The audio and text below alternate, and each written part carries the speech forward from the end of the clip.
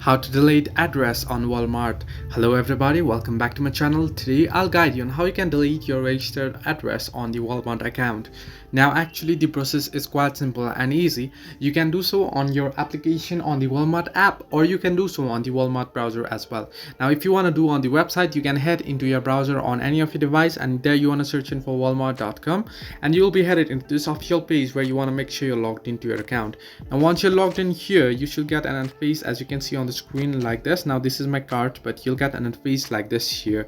Now what you want to do is, in order to delete your address or in order to switch it, what you can do is you can tap on the three horizontal line icon at the top left corner of your screen, and here you can see various options, and you want to simply tap on the account option.